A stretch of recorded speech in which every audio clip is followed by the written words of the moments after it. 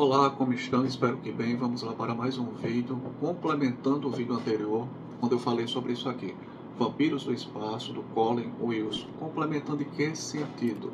Ali eu já falei tudo o que eu tinha de falar sobre o livro e sua adaptação para o cinema. Tudo em que sentido? Tudo sem entregar demais. Não entreguei muito sobre o filme e não entreguei muito sobre o livro. Mencionei que o filme, Força Sinistra, Life Force, foi adaptado, pegou a superfície do livro.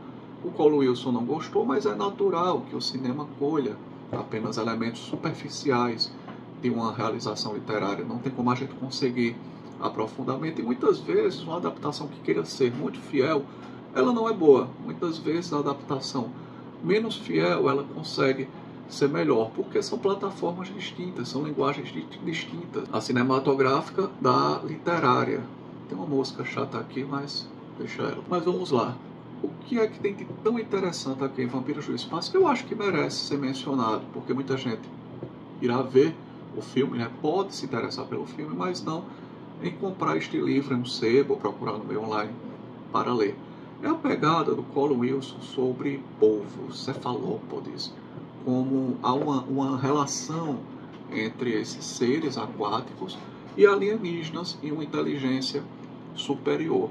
Aqui no romance do Colin Wilson, ele explica a origem daquelas entidades, aquelas entidades vampíricas que na verdade são mais essência do que corpo.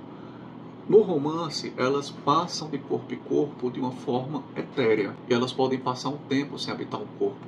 No cinema não, o vampiro ele dá aquela sugada de energia, reabastece o corpo que ele possui, e aí ele vai sobrevivendo dessa forma. Aqui no romance não, essas entidades ficam trocando de corpos, elas não têm um corpo específico, elas podem usar qualquer corpo.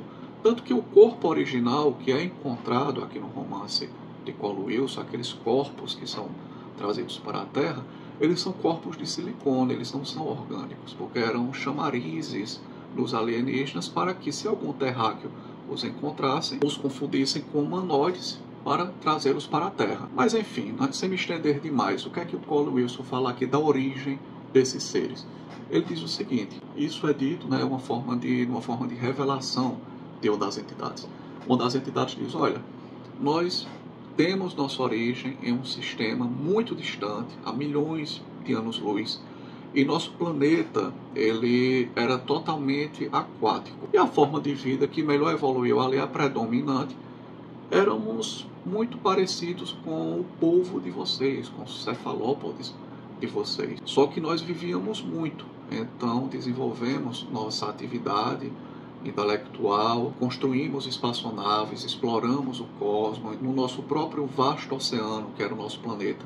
Tínhamos mega estruturas onde vivíamos em torno de 300 anos de idade, se contados nos anos terrestres, terrenos, terráqueos. Então, com o tempo, alguns indivíduos começaram a evoluir. E nessa evolução, eles se tornaram entidades vampíricas. Eles perceberam que não precisavam de consumir alimentos, beber e comer para envelhecer normalmente e morrer aos 300 anos. Não, nós conseguimos atingir até 60 mil anos de idade, se contado em anos da Terra, consumindo a energia vital de outros seres. Eles começaram, de certa forma, a tratar outras formas de vida, como o gado. Você está ali tirando o leite do gado, sem precisar matar o gado, colhendo os ovos de uma galinha, sem precisar matar a galinha. E assim eles começaram a fazer, e esses indivíduos que adquiriram esse status vampírico começaram a se distanciar de sua espécie original. Então se acredita que eles semearam o cosmos e vários planetas para desenvolver vida, multiplicar a população de alguns planetas para assim terem um curral maior. Isso é muito interessante, porque se a gente acompanha alguns sites e alguns canais científicos, eu não vivo acompanhando constantemente, mas alguns esporadicamente, alguns sites e alguns canais, eu vejo que se fala muito há alguns anos, há poucos anos, em torno de 4 ou 5 anos, sobre polvos, sua inteligência avantajada. Se usa também muito o polvo como uma prova da facilidade de se encontrar a forma de vida no universo, porque aqui em nosso planeta, 2 formas de vida bem evoluídas conseguiram prosperar: o polvo e os seres humanos. Se alega muito que o polvo só não evolui mais, algumas pessoas acreditam nisso, porque ele tem um tempo de vida muito curto.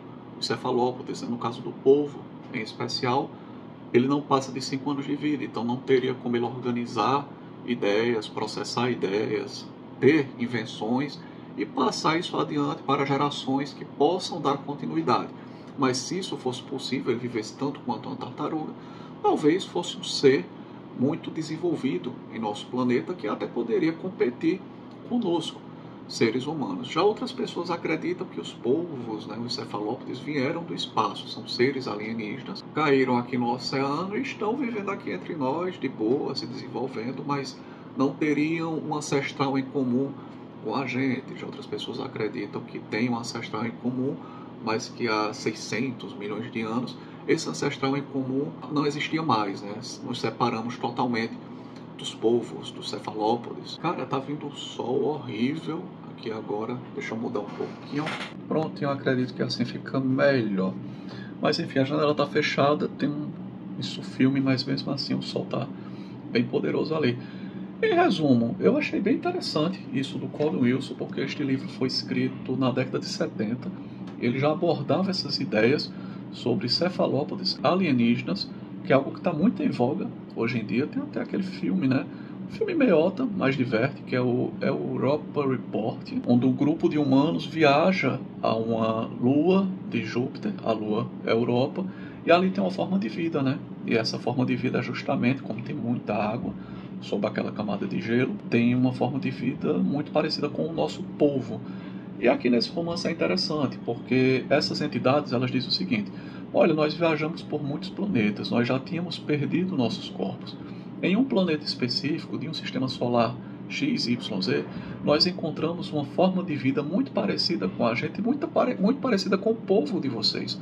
Ou seja, os cefalópodes de vocês não tem nada a ver com a gente, mas é muito comum essa forma de vida, cefalópode, de polvo, com tentáculos, essa forma de vida espalhada por aí. É algo bem mais comum do que vocês imaginam. Tentamos recuperar nossos corpos, um corpo muito parecido com o nosso, com tentáculos, essa coisa toda, mas não conseguimos mais nos adaptar.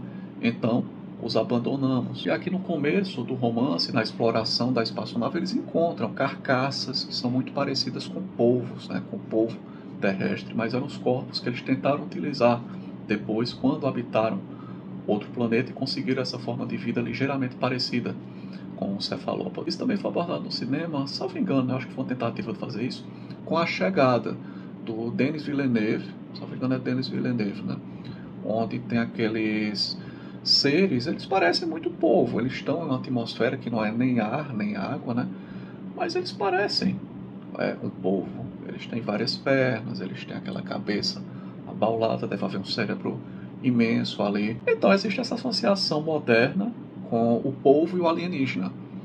E na década de 70 o Colin Wilson já fez isso com Vampiros do Espaço. Então pensei, por que não falar mais um pouquinho sobre Vampiros do Espaço usando essa coisa do hype do polvo, O polvo está muito hypado ultimamente. Nós temos até presidente da República Molusco, então essa coisa do polvo, se destaca por isso também. Enfim, vou ficando por aqui. Um abraço a todos. Repito, quando puderem, vejam o filme Força Sinistra e quando puderem também, dêem uma conferida neste livro aqui. Eu acredito que em qualquer momento ele pode estar sendo republicado por alguma dessas editoras que temos entre nós. Vou ficando por aqui. Um abraço a todos e até a próxima.